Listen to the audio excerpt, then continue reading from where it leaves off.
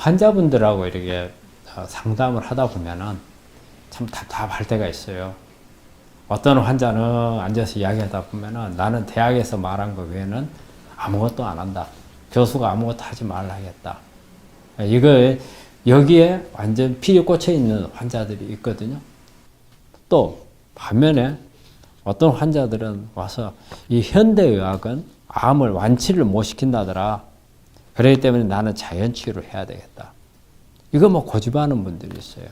자, 이런 분들을 볼 때 이렇게 어떻게 정말 이 환자들한테 가장 적절한 설명을 해주려면 어떻게 해줘야 될지 답답할 때가 참 많아요. 그리고 또 이 한쪽에 이렇게 필이 꽂혀 있기 때문에 이분들을 설득해 낸다는 것도 참 그렇게 쉽지를 않아요. 근데 저는 우리 환자한테 이런 이야기를 합니다. 치료라는 것은 제일 중요한 게 얼마만큼 내가 치료를 투자를 해서 얼마만큼 효과를 낼 수 있느냐. 우리가 이 가성비라는 용어를 참 많이 쓰잖아요. 우리 암 치료에도 가성비라는 말을 좀 아마 써야 될 것 같아요. 현대의학을 하는 분들은 급성기 때는 어때요? 수술의 가성비는 정말 좋은 치료법입니다. 왜냐하면 가장 단시간에 큰 덩어리를 없애버릴 수 있거든요.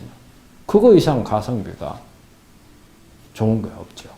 그 다음에는 어때요? 항암, 예? 남아있는 잔존암이라든지 아니면은 수술을 못했을 경우에 또 사이즈를 줄여서 수술을 해야 될 경우에 항암 방사선이 상당히 그런 부분도 줄여줄 수 있거든요. 이것도 가성비가 있는 부분이죠. 그런데 어떤 자연치유하고자 하신 분들은 그런 부분들을 무시하고 나는 자연치유를 해서 치료를 하겠다. 근데 자연치유라는 것은 시간이 많이 걸려요. 길게 걸리죠. 근데 암세포는 너무 빨리빨리 커요. 그래서 자연치유가 좋지만 따라가지 못할 수가 있어요. 이럴 때는 자연치유가 가성비가 떨어지죠. 또 그런데 이제 일단은 급성기가 이제 지났어요.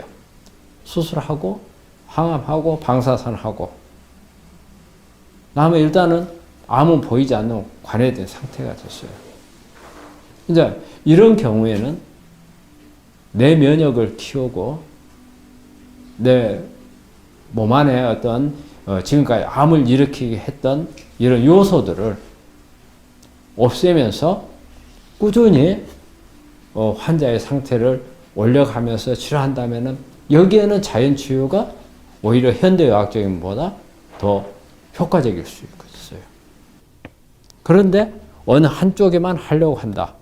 이런 부분은 아니라고 봐요. 그렇다면은 어느 시기에는 어떤 게 가성비가 좋은지 이 부분을 따져서 치료를 해야 된다고 생각을 해요.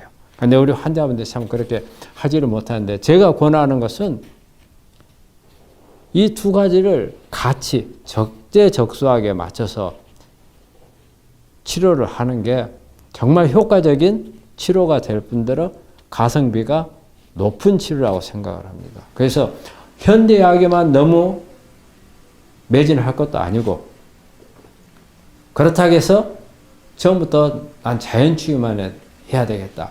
이렇게 하신 분들 나중에 실패하는 환자들 좀 많이 봤거든요. 또 너무 현대학에 매달리다 보니까 나중에 내 면역도 무시하고 내가 암에 오게 하는 원인적인 요소 제거하는 것을 무시해서 나중에 재발 전이가 되는 환자들도 많이 봅니다. 그래서 그 시기에 맞는 가성비를 꼭 생각을 하고 치료를 하셨으면 합니다.